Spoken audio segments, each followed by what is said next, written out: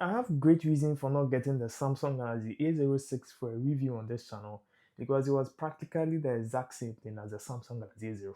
I mean, it had the exact same CPU, the exact same screen, no refresh rate bump, probably might have gotten a fingerprint sensor on the side as a power button, and that's about it. But the Samsung Galaxy A07 packs a punch and comes with some pretty impressive improvements. Let's talk about it. Looking at the phone from the back, of course, it's actually made out of plastic, but with a little twist. So the A07 now comes with a glass fiber reinforced plastic on the back, and this means it's supposed to be more crack resistant and more survivable than normal plastic. Just a slight twist, and that's it. Looking at the camera housing, we actually have a single camera housing for both cameras, and that makes it look quite similar to what we have on the iPhone 16s and my iPhone 17 right here. Yes, I did get the dark green option. I did something similar with my A05. It was also another green option, and it's intentional, by the way. I also have the same green on my iPhone 17. It's kind of a trend. Looking at the side rails, we actually have a matte finish for the side rails here, and I personally really like it. We still have our fingerprint sensor here, which was actually taken from the Samsung Galaxy A06. The phone actually got slimmer at 7.6 millimeters. I don't know why Samsung made it a deal on the box that the phone actually got slimmer.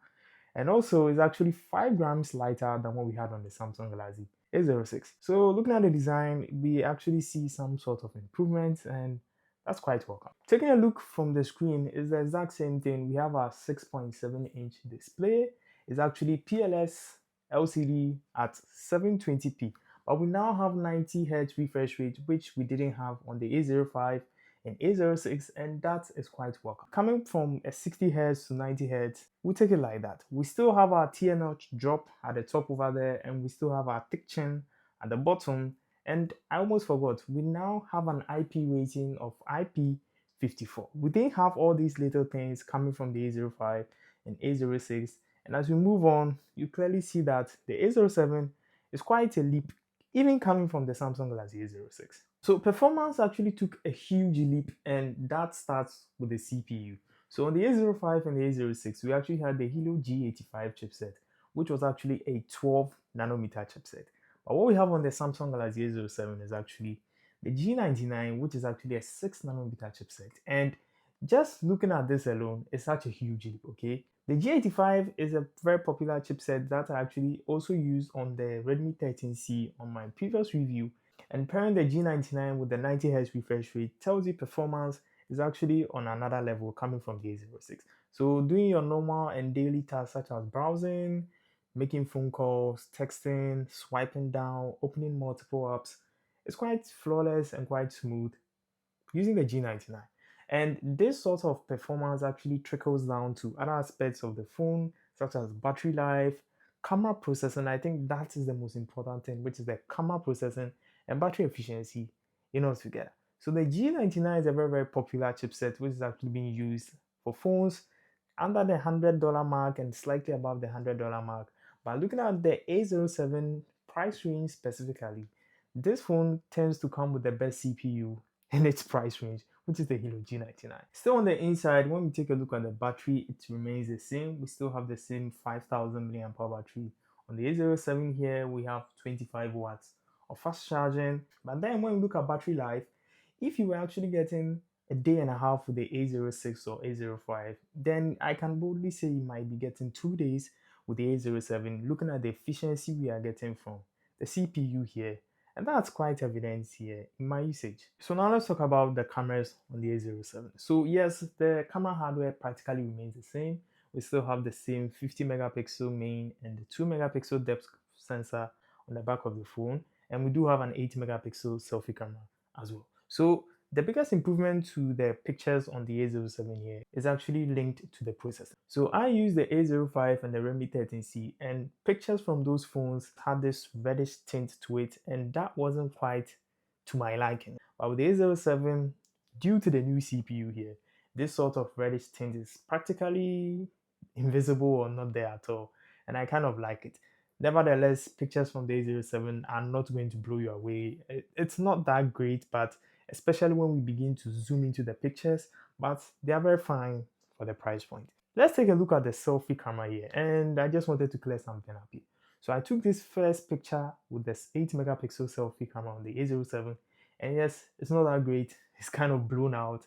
There are lights everywhere. HDR is actually terrible. But then I also took the second picture with the same selfie camera, and it's not far off, but it's a slight improvement. So one tip I just want to give you guys is whenever you're taking pictures with a selfie camera, especially with the A07, yes, it might get blown out, but then it's all about the focus. So practically when shooting this picture here, all I had to do was simply tap anywhere aside from my face, and it kind of did that little magic it did. So those are the pictures on the A07, and thankfully we don't have that warmed feel that we had on the A05, and I experienced that same thing on the Redmi 30s. So this right here counts with 115 on YUI7, and that is quite cool here. But the biggest upgrade to the software or OS is actually the number of years we get. So we are getting 6 years of OS updates for the A07 here. And on one hand, it's an improvement because we didn't get that on the A06 and A05. Yay. But then, can this hardware keep up? Pairing the Hilo G99, especially with 4 gigs of RAM, it's not going to last 6 years time. This phone is practically going to fall apart when these OS updates start rolling out, and it's just going to give a headache to the phone. So on one hand, it's an upgrade, but then on the other hand, we ask ourselves, can the hardware keep up with all these OS updates? And by the way, the A07 comes with 4 gigs of RAM and 6 gigs of RAM variants, and I suggest you get the 6 gigs of RAM variant, especially if you tend to open multiple apps at a time. Just keep that in mind. So now let's talk about extras, and there's a very sneaky trick here. So first of all, yes, it's a mono speaker phone, and we only get one speaker here, which is actually at the bottom of the phone. It's USB Type-C. We have dual microphones, and we still have our 3.5mm audio jack. But then when we look at the SIM tray, I think this is where the IP rating sort of comes in.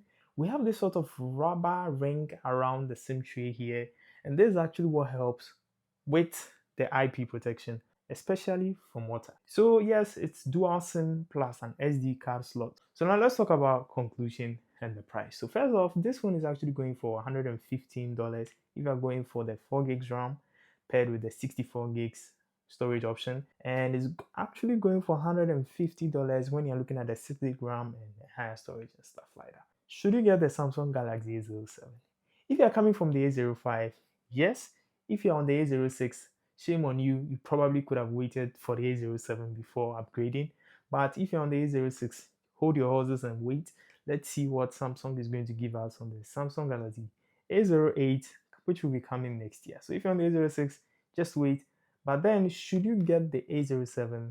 So yes, on paper, the A07 is quite an upgrade. When we look at the IP protection, we are looking at design and durability.